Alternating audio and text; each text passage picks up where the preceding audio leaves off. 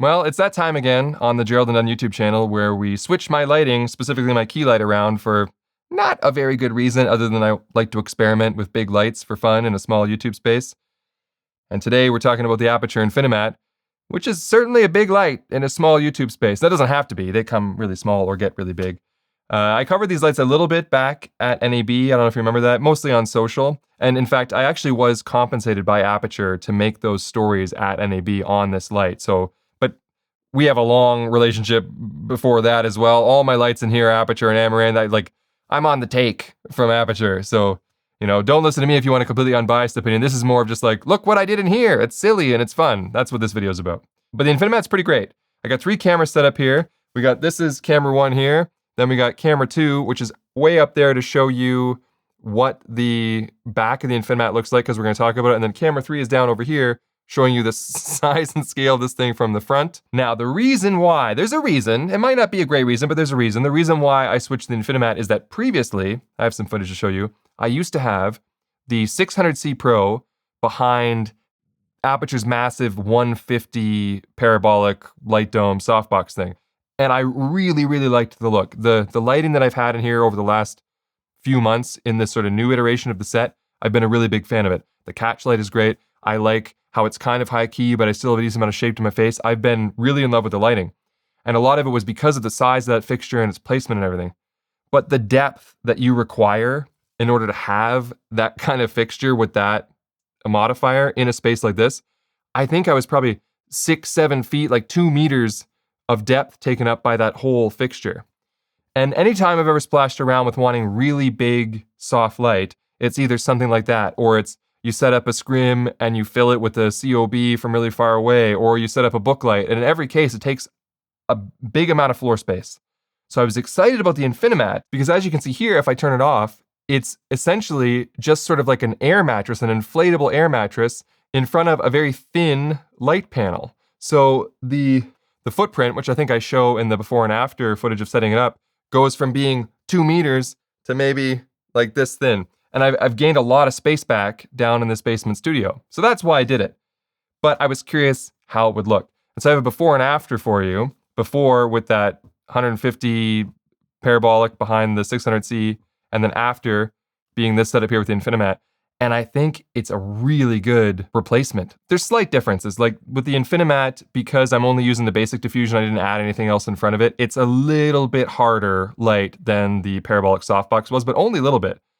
And the color quality and everything else is still really, really good. So I think I'm able to just get away with switching it out for this much thinner profile. To be fair, this is quite expensive. I think they're pricing it now at like $4,900, like $5,000 US. So it's certainly cheaper to get a COB and fill a scrim, or even a 5-in-1 reflector. That's much cheaper. But like I said, I'm all about trying these things that are, I admit they're absurd for YouTube Studio. But I think it's pretty sweet. There is a full range of these though. So you can go all the way down to like a 2x1 and then all the way up to like a 20x. But this is the 4x version. And I thought it would be the closest, as far as diameter, it's the closest one to that 150 centimeter softbox. Setup is really easy. Basically, it's like 4 cells, like 4 panels. And there's just sort of like a little webbing that goes on the back. You clip it in. It's very intuitive. And then it comes with a little yoke and harness. Put it on a C-stand. And then when you inflate it. And it comes with this little phaser gun inflator thing. Has a little button. And it's got 2 modes. You can either take this off and put it as inflate or deflate. And on the very bottom of the INFINIMAT is a valve for obviously if you want to pack it up. It inflates very quickly with this thing. Right now though, the fun test is, as you can see from this angle, it looks quite bright and it's illuminating me quite well. And I have the power ballast, this behemoth that I haven't really talked about much, right here on the desk. This is the one that's actually powering that. And it is completely silent. That's why I wanted to put it on the desk so you could see. That makes no noise because it's just a light mat. All the noise is generated over here. There's a massive fan at the bottom that blows air up and through an exhaust out the top. But it has a silent mode, which I love because this fixture set up here is an 800 watt light. This ballast, however, is capable of powering up to the 8x8 version of the INFINIMAT. So that would be 1600 watts. There's also some outputs on this side if you want to use it for the 1x2, 2x2, whatever. One complaint though, Aputure, is that they don't make a strictly 4x4 ballast, which obviously could maybe be like half the size of this thing and would be handy for somebody that only needs a light this big. It's great that you can actually power 2 4x4s off of this ballast if you want, and that it's good for the 8x8. But what about people who don't need an 8x8 or bigger and they just want a smaller footprint, which is what I did this for? So that would be nice to see if you can make a specific 4x ballast, because they do make them for the smaller lights. Anyway, it's in silent mode, and when you run this light in silent mode, you still get a 100-watt output, and the fan never turns on. And that's why I have it right here, right below the microphone, so you can see that's the other advantage of this new fixture, is that it's completely silent. And I have it running right now at 20%, but we're gonna put it on non-silent, 100%, just for fun, because why not? If you put a giant fixture in your studio, you should probably just blast it in your own face one time on camera. Is that what I meant to say? All right, let's do a quick little tour of what we can see on the screen here. In the CCT mode, obviously you've got 3 different controls. You've got intensity, you've got CCT, and then you've got the green magenta. One thing I really like about the green magenta on this light that I think is the first one for Aputure is that they've changed the intensity adjustment. If you go down here, now you can adjust it by 0.01 increments. I've always loved that they had that option, but I found that in before, if you would go like a 1 increment, and then you would check it with some of the Sekonic, you'd be moving up like a third or a half of a stop. And I was like, how can I move up just a tenth of a stop?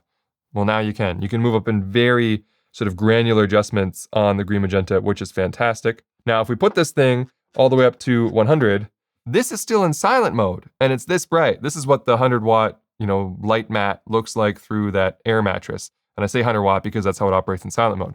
But now if we jump into the menu and go over here to system settings, and while we're in here, I'll tell you about things. It's got the dimming curve option, so you can change how the intensity scales. You've got output mode, you've got lead follow mode, fan mode, which we're about to adjust, studio mode, which I like, so that whether it turns on when power resumes or it only turns on when you press the power button. Basically all the ways to customize your control, screensaver, language, product info, firmware, and obviously it's fully featured for the different types of control schemes, whether you like DMX or wireless, whatever. I'm not gonna use any of those things. I just use like the Sidus Link app, but it's got it all. But let's go into the fan mode, like I said, and right now we're on silent. There's 3 other modes, medium, smart, and high. Smart, it's going to adjust the fan as necessary. I'll put it on high just so you can hear how loud it is when it's full tilt. But obviously you would never have a ballast in the shot below the microphone, but this will give you a difference between silent and high. You ready? Also, that's now, but it's like at 100% on high. And so we'll hear this thing speed up.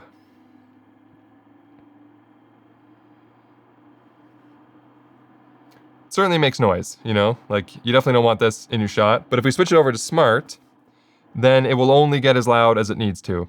But if you want to lock off your audio at a certain level, then you might be better off setting it to medium or something. But can we just talk about the absurdity of this light at 100%, full 800 watts, 4x4? Like I honestly can't even look at it. Like this squint, this is a real squint. So I'm gonna go in and I'm gonna put it back to my silent mode setting to give you an idea of what percentage in full power mode that I would need to be to like the exposure. I mean, I don't know if my eyes are even adjusting right now, but I mean, that looks pretty good, right? What does that say? 2.9? I mean, that actually makes sense because 20% of 1/8, we should be at what? 2.5% to get like relative power or whatever. So that means it's scaling logically. And yeah, so 2.9% like this. And if you want to know what I'm talking about when I say in this setting, so from the center of the INFINIMAT to, I don't know, about my chin, I'm at about 40 inches on the tape measure. So that's just almost exactly a meter, just over a meter. So 1 meter away at 2.9%. I kind of want to put this thing back in silent mode. Let's do that now. 20% silent or 2.5% full power. I have the camera set to, I think, ISO 400 in S-Log, shooting f2.8. And this is what we're talking about here. And to get a sense of how much that light's doing, this is with it off. So it's providing the majority of the light. Like there's just basically background lights and stuff. There you go. It's an incredible fixture, really. All right, I threw it back at 100% because I wanted to measure it with the Sekonic, check the metrics before, and I wanted at full power to do that. So normally Aputure, when they publish their metrics online, are quite accurate, so you could just go off of them. But if we want to do a little test ourselves, all right, can you see that? So we have it set to 5600 Kelvin and we're getting 5573. That's a terrific result. And we're getting around 16,000 lux, looks like, at 1 meter. And a 0.5 green, but again, I just had the green magenta set to 0. Lights tend to green up over time, but in the meantime, you could set it to adjust it to get that zeroed in. SSI daylight of 75 and a CRI of 97.4. Those are great results. Now, there are a few other ways you can modify this as well. Obviously, I don't need it for in here, but it comes with a control skirt. So if you wanted to, hang it overhead, then you could have the skirt that comes down on all sides so the light will just shoot straight down. And it also has a grid that comes with it, which makes sense if you don't want the kind of spill that I want in here. So you got all the modifiers you need. It's very easy to, tear down, collapse it really small.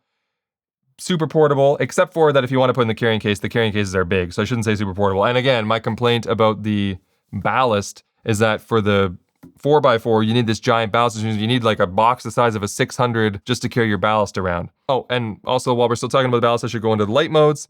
Obviously, you have all the modes you'd be familiar with, CCT, but you also have different ways of changing the color, including effects and all those other things. And if we go into this one, which, holy Moses, is the HSI C+ mode, you're going to find that the colors are extremely rich and vibrant. And if you haven't used an interface like this before with the HSI C+, you're going to see that not only do you have your intensity and your hue and saturation, but you still have your CCT and green magenta adjustment.